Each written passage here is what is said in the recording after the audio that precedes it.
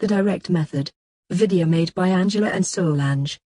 To understand better this method, first, we are going to describe an English class in Italy. The class has 30 students who attend English class for 1 hour, 3 times a week. The student's age is around 13 years old. The teacher begins the lesson by placing a big map of the USA in the front of the classroom. She asks the students to open their books and they are asked to read a part of a passage one by one. The lesson is entitled Looking at a Map.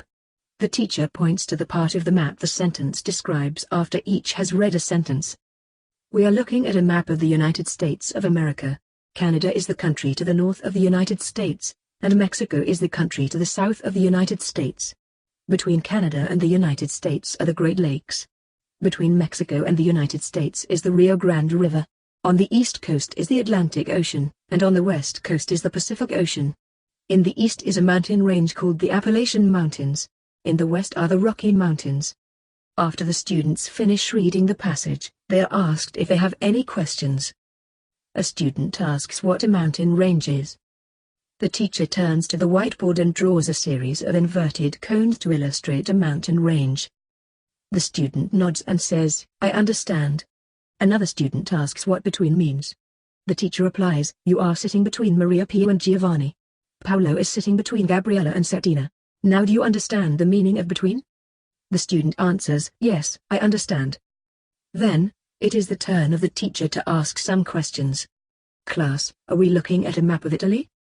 The class replies in chorus, "No." The teacher reminds the class to answer in a full sentence. "No, we aren't looking at a map of Italy," they respond. The teacher asks, "Are we looking at a map of the United States?" "Yes. We are looking at a map of the United States." And so on. Finally, the teacher invites the students to ask questions. The teacher calls on students to pose questions one at a time, to which the class replies. The teacher only stops the exchange of questions when she notices a mistake regarding grammar and phonetics. The teacher corrects and makes them to repeat, but this time the correct form. As second activity, the teacher begins asking questions and making statements again, but this time about prepositions that involve the students in the classroom and contain one of the prepositions on, at, to, in, or between, such as, Antonella, is your book on your desk? Antonio, who is sitting between Luisa and Teresa? Emanuela, point to the clock. The students then make up their own questions and statements and direct them to other students. The teacher next instructs the students to turn to an exercise in the lesson which asks them to fill in the blanks. They read a sentence out loud and supply the missing word as they are reading, for example. The Atlantic Ocean is, the East Coast. The Rio Grande is, Mexico and the United States. Eduardo is looking, the map. To finish the lesson, the teacher dictates a paragraph about the geography of the United States. In the next lessons, they will 1. Review the features of United States geography. 2. Following the teacher's directions, label blank maps with these geographical features. After this, the students will give directions to the teacher, who will complete a map on the board. 3. Practice the pronunciation of vocabulary related to the lesson, such as, river. 4. Write a paragraph about the major geographical features of the United States. 5. Discuss the proverb time is money. Students will talk about this is in order to understand the fact that Americans value punctuality. They will compare this attitude with their own view of time. Now, we are going to discuss the principles of the direct method and how they are reflected on the lesson just described. The goal of the direct method. The goal of the direct method is to encourage students to communicate in the target language. And in order to do this, students should learn to think in the target language. We can see this when students are asked to read aloud or when they are asked questions. The role of the teacher and the role of the students. Both the teacher and the students have an active role in the teaching-learning process. We can see this when the teacher and students engage in conversation about the topic being taught. Characteristics of the teaching-learning process. Teachers believe that students need to associate meaning with the target language directly through the use of picture and pantomime. 2. The teacher never translates. 3. Students speak in the target language a great deal and communicate as if they were in real situations. In fact, the syllabus used in the direct method is based upon situations, for example, the language people use when going to a bank, or topics, such as geography. 4. Grammar is taught inductively, that is, the students are presented with examples and they figure out the rule or generalization from the examples. An explicit grammar rule may never be given. 5. Students practice vocabulary by using new words in complete sentences. We can see this when the teacher explains the meaning of mountain range using a drawing. She never translates. The nature of student-teacher interaction and the nature of student-student interaction. The initiation of the interaction goes both ways, from teacher to students and from students to teacher, although the latter is often teacher-directed. Students converse with one another as well. We can see this when the teacher and students engage in conversation about the topic being taught. How is language and culture viewed in the direct method? Language is primarily spoken, not written. Therefore, students study common, everyday speech in the target language.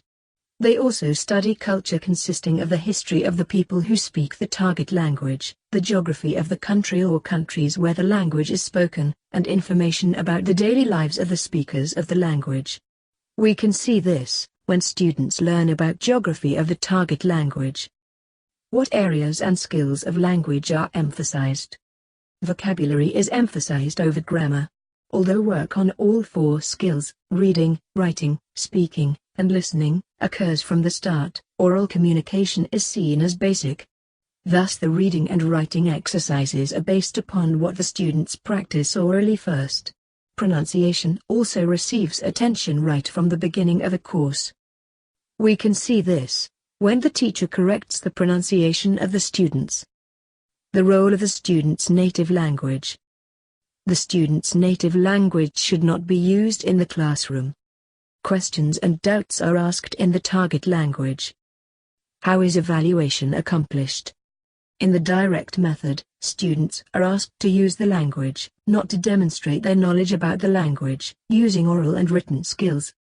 For example, the students might be interviewed orally by the teacher or might be asked to write a paragraph about something they have studied. Teacher's response to students' errors. The teacher, employing various techniques, tries to get students to self-correct whenever possible.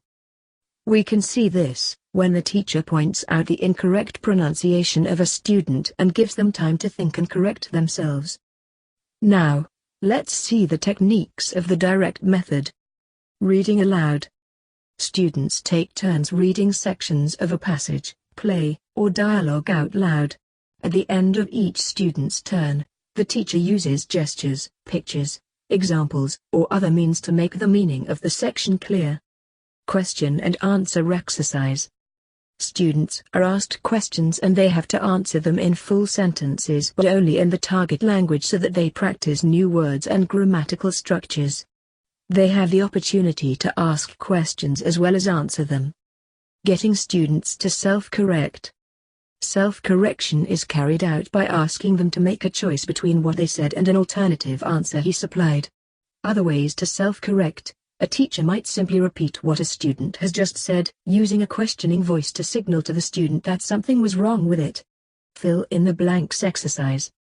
All the items are in the target language. Furthermore, no explicit grammar rule would be applied. The students would have induced the grammar rule they need to fill in the blanks from examples and practice with earlier parts of the lesson. Dictation. The teacher reads the passage 3 times. The first time the teacher reads it at a normal speed, while the students just listen. The second time he reads the passage phrase by phrase, pausing long enough to allow students to write down what they have heard. The last time the teacher again reads at a normal speed, and students check their work. Map drawing. It was reflected on the lesson introduced before where the students were given a map with the geographical features unnamed. Then the teacher gave the students directions such as the following: find the mountain range in the west. Write the words Rocky Mountains across the mountain range. He gave instructions for all the geographical features of the United States so that students would have a completely labeled map if they followed his instructions correctly. The students then instructed the teacher to do the same thing with a map he had drawn on the board. Each student could have a turn giving the teacher instructions for finding and labeling one geographical feature. Paragraph writing. To stimulate writing skills, the teacher in the lesson asked the students to write a paragraph in their own words on the major geographical features of the United States. They could have done this from memory, or they could have used the reading passage in the lesson as a model. That's all. Hope you found it interesting. Thanks for watching.